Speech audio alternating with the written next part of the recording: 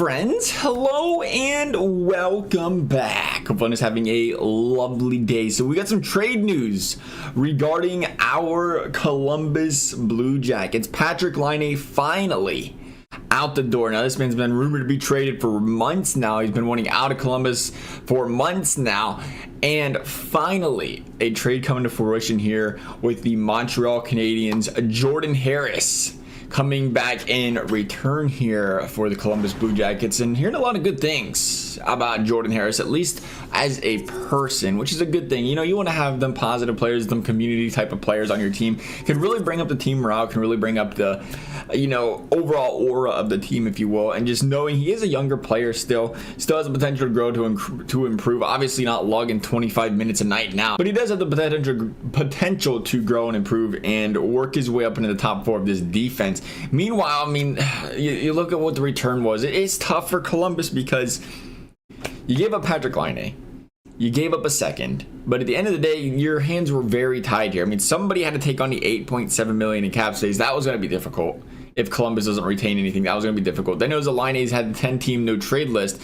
Essentially, even at 10 teams, Laine could pretty much go down that list and say, these guys can't afford me, these guys can't afford me, don't put them on the list. Probably wouldn't go here, don't put them on the list. You know, you could pretty easily nail it down to just a few teams that he could possibly go to, even with a 10-team no trade clause, just because of the contract, just because of situations of teams. You know, we've seen that in the past. It's like, well, 10 teams, that means 20 are open to trade with them. Well, no, because an $8 million guy there, you might as well already knock out Tampa Bay, you might as well knock out Toronto, obvious teams that aren't going to be traded for this guy.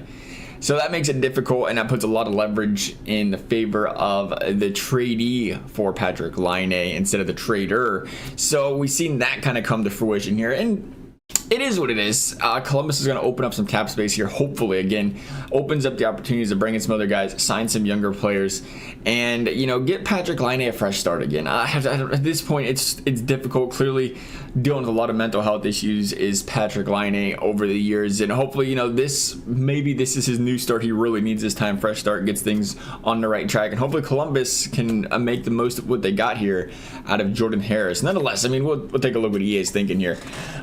Clearly lopsided trade, completely lopsided. Patrik Laine and a second. EA's laughing at us, but they don't know the situation here.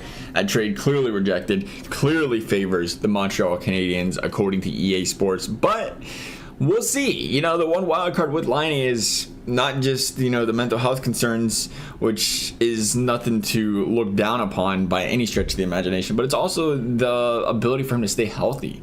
But we also know, when this guy can play, we've seen him drop 40 before, and it's a huge addition for the Montreal Canadiens.